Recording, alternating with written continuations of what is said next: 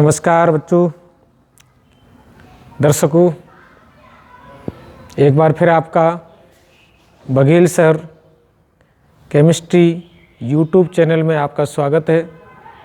हमारा चैनल आपका सदैव आभारी रहेगा। आप हमारे चैनल से जुड़े रहें, हमारे वीडियो देखते रहें, लाइक शेयर और सब्सक्राइब करते रहें।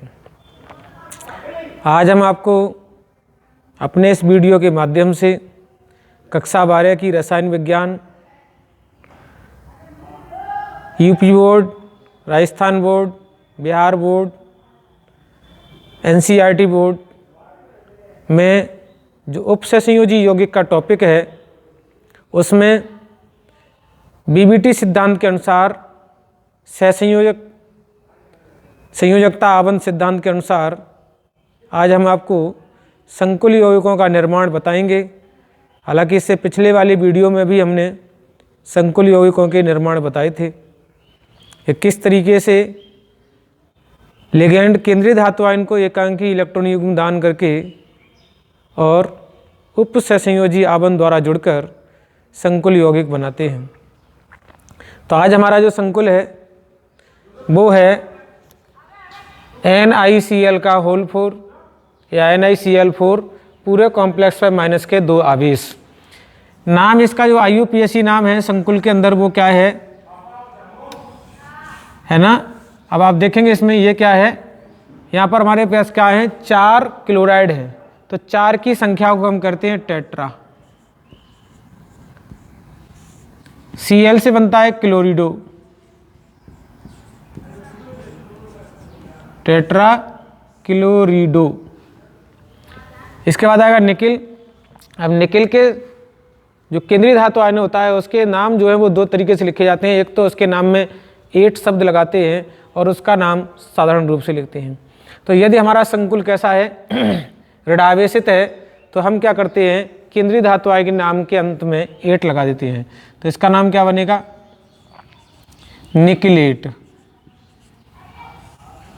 ठीक है, इसका नाम क्या बनेगा, निकिलेट। ऑक्सीकरण संख्या यहाँ पर कितनी होगी, तो उसकी ऑक्सीकरण संख्या आएगी, कैसे निकाल लेते हैं हम, आपकी NiCl की होल 4 पूरे कॉम्प्लेक्स पे माइनस के 2 आवेश। निकालते कैसे, हमें इसकी निकालनी है तो इसकी हमने x मान ली, प्लस इसकी हमारे पास 4 और एक Cl की होती है माइनस के 1 इक्वल टू जो पूरे कॉम्प्लेक्स पे लिखा होता है उसको लिख देते हैं। तो यहाँ पर आ गया माइनस के 2। x माइनस के कितनी हो गई, 4 इक्वल टू आएगा माइनस के 2। तो x बराबर कितनी आई, माइनस के 2 प्लस के 4। x बराबर कितनी आएगी, प्लस के 2। अर्थात जो हमारा निकिल केंद्रीय धातु आयन है उसकी ऑक्सीकरण संख्या कितनी आई है, प्लस के 2। तो इस तरीके से हमने क्या किया, इसको ऑक्सीकरण संख्या जो है वो हम यहाँ पर इस तरीके से रोमन में लिख देंगे और इसे छोटे स्क्वायर ब्रैकेट में बंद कर देंगे। आगे हमारा क्या होगा, जैसे हमारे यहाँ पर आयन लगे हुए हैं तो चाहे हमारा संकुल जो है वो धनायन हो या हमारा संकुल ऋणायन हो, हमें यहाँ पर क्या लगाना है, आयन शब्द लगाना है।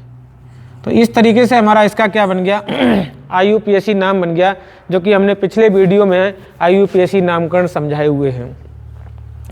यहाँ पर क्या है, निकिल जो है वो केंद्रीय धातु आयन है। तो निकिल केंद्रीय धातु आयन है तो केंद्रीय धातु आयन का सबसे पहले क्या लिखते हैं, इलेक्ट्रॉनिक विन्यास। तो निकिल का इलेक्ट्रॉन विन्यास हुआ 28 में, बाकी के हमने आर्गन के जोड़ के रखे हैं, छोड़ के रखे हैं। तो हमारा क्या होगा, 3D8 और 4S2। ये हमने उसके केवल और केवल बाह्य कोश का इलेक्ट्रॉन विन्यास लिखा है जो कि हमारे संकुल में काम आता है। तो ये आ गया हमारे पास। अभी मैंने निकाली है कि निकिल की जो ऑक्सीकरण संख्या है वो है प्लस के 2। तो प्लस के 2 का मतलब है कि इसने 2 इलेक्ट्रॉन बाह्य कोश से त्याग दिए होंगे। तो S उपकोश से 2 इलेक्ट्रॉन निकाल दिए, अर्थात 4S में कितने रह गए, 0। इसमें क्या है, जो हमारे पास 3D में निकिल के 3D आयन में क्या है, इलेक्ट्रॉनों का जो विवरण है वो ये रहे कि इलेक्ट्रॉन का विवरण क्या है कि D में कितने होते हैं, 5 उपकोष। तो 1 2 3 4 5। अब 5 में जो 8 इलेक्ट्रॉन है D उपकोष में वो इसमें भरे जाएंगे। तो हमने भरा 1 2 3 4 5, फिर 6 पेयरिंग कर दी, 7 पेयरिंग कर दी, 8 पेयरिंग कर दी। अर्थात हमारे पास क्या हो गए कि जो 3 कक्षक हैं उनमें हमने पेयरिंग कर रखी है इलेक्ट्रॉनों की, और बाकी के 2 कक्षक जो है वो अभी अनपेयर्ड इलेक्ट्रॉन वाले बचे हैं।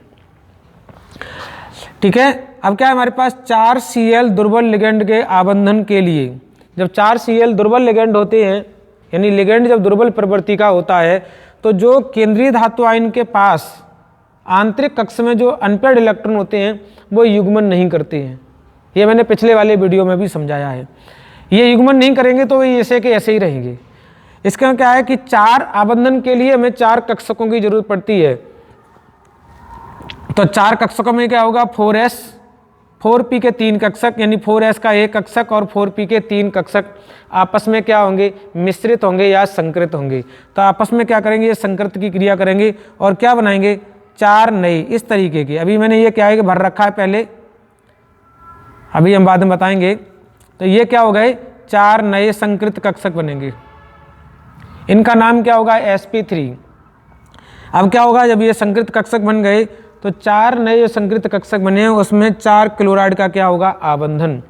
क्लोराइड एक आबंधन है, लिगेंड है, तो लिगेंड क्या करते हैं, एकांकी इलेक्ट्रॉन युग्म दान करते हैं और Cl जुड़ जाते हैं। यहाँ पर भी एकांकी इलेक्ट्रॉन दान करके और क्या जुड़ गए, Cl जुड़ गई। अगला भी इलेक्ट्रॉन एकांकी इलेक्ट्रॉन दान करके Cl जुड़ गई और अगले वाले में भी एकांकी इलेक्ट्रॉन दान करके Cl जुड़ गए। तो इस तरीके से जो है वो क्लोरीन के कक्षक जो हैं वो sp3 संकृत कक्षकों के साथ इलेक्ट्रॉन दान करके और वो संयोजित हो गए।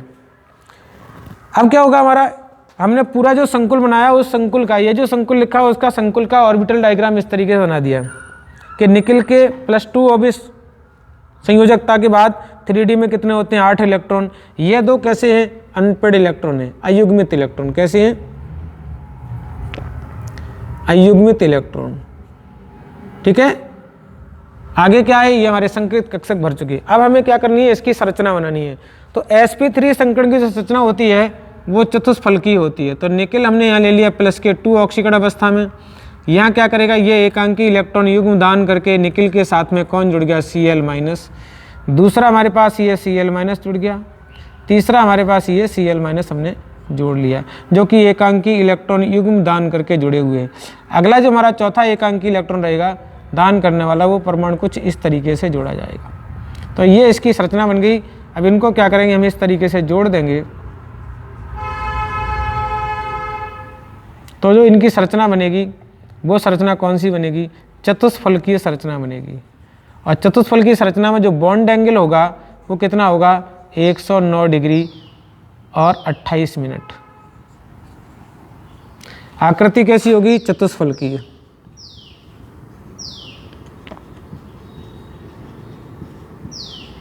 आकृति कैसी होगी, चतुष्फलकीय। संकरण लिखा ही हुआ है, संकरण बराबर होगा sp3। आबंध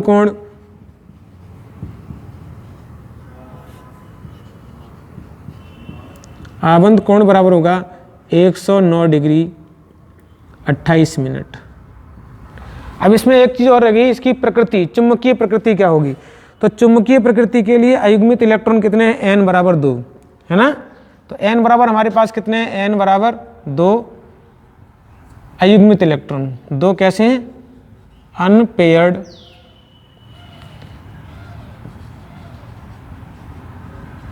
इलेक्ट्रॉन। अनपेयर्ड इलेक्ट्रॉन से कैसा होगा, ये अनिचुंबकीय होगा, अनचुंबकीय प्रकृति का होगा, अनुचुंबकीय प्रकृति। और जिनके पास अनुचुंबकीय प्रकृति होती है वो रंगीन प्रवृत्ति की होती है। कैसी होती है, रंगीन प्रकृति। तो इस तरीके से हमने क्या है, इस संकुल के बारे में सीख लिया है। अब आप अच्छी तरीके से संकुल को पढ़ेंगे और संकुल को अच्छी तरीके से सीखेंगे। ठीक है, तो ये जो बॉन्ड एंगल अभी आपका छिप गया है, दिखाया नहीं, ये मैं आपको दोबारा दिखा दे रहा हूँ। तो ये आपका 109 डिग्री 28 मिनट का जो बॉन्ड एंगल है वो है।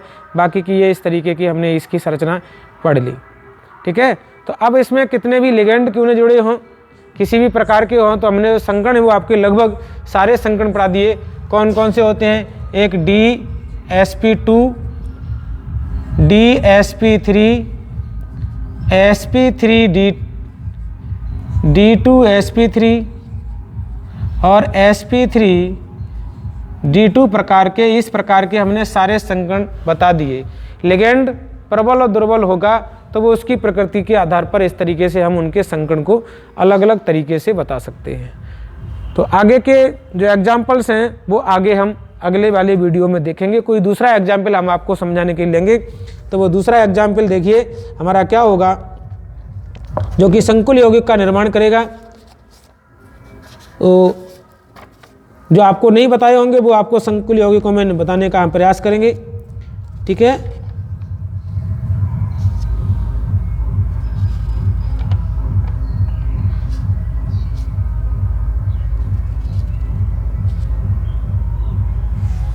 चलिए अगला हम आपको संकुल दूसरा बताते हैं।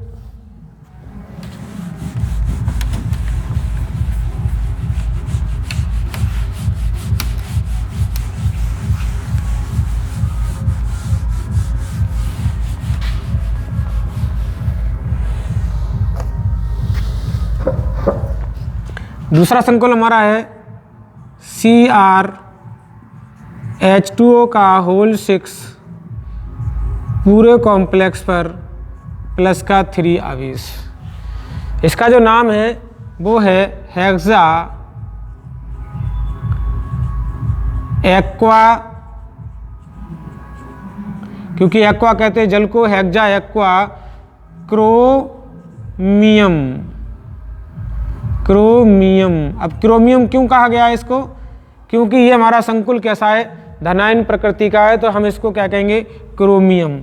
और इसकी ऑक्सीकरण संख्या कितनी होगी, क्योंकि लिगेंड हमारा उदासीन है, तो जो आवेश लगा हुआ है संकुल पर वही इसकी ऑक्सीकरण संख्या होगी। तो 1 2 3 ये इसकी ऑक्सीकरण संख्या हो गई 3, और आपका क्या बनेगा, आयन। ठीक है, ये इसका क्या हो गया, IUPAC नाम हो गया।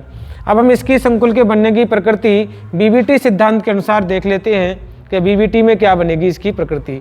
तो देखिए क्रोमियम जो है वो केंद्रीय धातु आयन है, तो क्रोमियम का परमाणु क्रमांक 24 होता है। तो यहाँ से क्या लिखेंगे, 3D5 और 4S1, ये इसकी मूल अवस्था का इलेक्ट्रॉन विन्यास हो गया। ये कौन सी हो गई, मूल अवस्था हो गई। आगे क्या करें हम, क्योंकि हमारे पास पता है कि क्रोमियम जो है वो +3 ऑक्सीकरण अवस्था में है, तो 1 इलेक्ट्रॉन तो ये भाग लेंगे और 2 यहाँ से इलेक्ट्रॉन भाग लेंगे। तो Cr+3 का जो इलेक्ट्रॉन विन्यास बचेगा वो 3D में 3 इलेक्ट्रॉन बचेंगे, 4s खाली होगा और 4p भी खाली होगा। इसमें क्या देखेंगे हम, इलेक्ट्रॉन का विवरण। जब हम इसमें इलेक्ट्रॉन का विवरण देखेंगे तो D कोष में 5 कक्षक होते हैं, 1 2 3 5 हो गए 5 कक्षक। 5 कक्षक में इलेक्ट्रॉन कितने में जाएंगे, 3, तो 1 2 3, बाकी के 2 कैसे हैं, अभी भी खाली हैं। और हमारा परिमाण क्या है, 4s खाली है, हमारे पास क्या है, 4p खाली है ना। तो देखिए H2O जो है वो दुर्बल लिगेंड है, H2O दुर्बल लिगेंड है। H2O दुर्बल लिगेंड है तो इसमें युग्मन की क्रिया नहीं होगी, और होनी भी नहीं चाहिए, जरूरत भी नहीं है। क्यों जरूरत नहीं है, क्योंकि हमारे ऑलरेडी क्या है, D कक्षक पहले से कैसे है, खाली है। खाली नहीं होते हैं तो प्रबल लिगेंड जो उनको खाली कराने का प्रयास करता है, खाली कराता है, क्योंकि इसके पास ऊर्जा होती है वो इसको खाली कराता है। लेकिन H2O दुर्बल लिगेंड है और उसको क्या है, ऑलरेडी पहले से 2 कक्षक खाली मिल चुके हैं, तो वो हमें आगे वाले इलेक्ट्रॉनों को खाली, आगे वाले कक्षकों को जरूरत नहीं पड़ेगी, पीछे वाले कक्षकों के ही साथ संकरण करेगा। दुर्बल लिगेंड है ना, दुर्बल लिगेंड। तो क्या करेंगे, अब हम संख्या में क्या कर देते हैं, 6 H2O दुर्बल लिगेंड के आबंधन के लिए, आबंधन के लिए हमें कक्षक चाहिए 1 5 6, तो 2 ये 1 ये और 3 ये कक्षक कैसे होंगे, संकृत होंगे। अब जब ये संकृत कक्षक होंगे तो नए जब कक्षक मिलेंगे वो 6 नए संकृत ऊर्जा के कक्षक मिलेंगे, 1 2 3 4 5 6। इनका नाम क्या होगा, इनका नाम होगा D2sp3 संकृत कक्षक। ठीक है, आबंधन के लिए ये कक्षक जनरेट होंगे, बनाए जाएंगे। क्या होगा, इसमें 6 H2O का आबंधन होगा। तो जो आबंधन होता है वो एकांकी इलेक्ट्रॉन युग्म दान करके होता है। तो जो H2O होते हैं उसमें ऑक्सीजन परमाणु पर क्या होता है, 1 एकांकी इलेक्ट्रॉन युग्म होता है।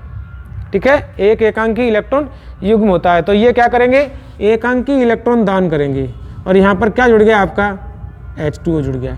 यहाँ पर भी एकांकी इलेक्ट्रॉन दान करेंगे और क्या जुड़ बन गया, H2O बन गया। यहाँ पर भी एकांकी इलेक्ट्रॉन युग्म दान करेंगे तो क्या बन गया, H2O बन गया। यहाँ पर भी एकांकी इलेक्ट्रॉन, यानी 6 H2O जो है वो एकांकी इलेक्ट्रॉन युग्म दान करके और केंद्रीय धातु आयन से जुड़ जाएंगे। तो इस तरीके से हमारे पास क्रोमियम का क्या बना, CrH2O का होल 6 पूरे कॉम्प्लेक्स के बाहर प्लस के 3 आवेश का जो कक्षीय निरूपण बनेगा वो क्या बनेगा। देखिए 3D में कितने हमारे पास 3 इलेक्ट्रॉन, तो 1 2, ये कौन सा हो गया 3D में 3 इलेक्ट्रॉन, तो 1 इलेक्ट्रॉन 2 इलेक्ट्रॉन और 3 इलेक्ट्रॉन। बाकी के जो हमारे पास जो कक्षक बचे हैं वो कक्षक कौन कौन से, 1 2 3 4 5 6, यानी ये D2sp3 संकरित कक्षक है जिनके साथ क्या जुड़ा हुआ है, H2O जुड़ा हुआ है। अगर आपको नहीं दिख रहा होगा तो मैं अभी दिखाऊंगा।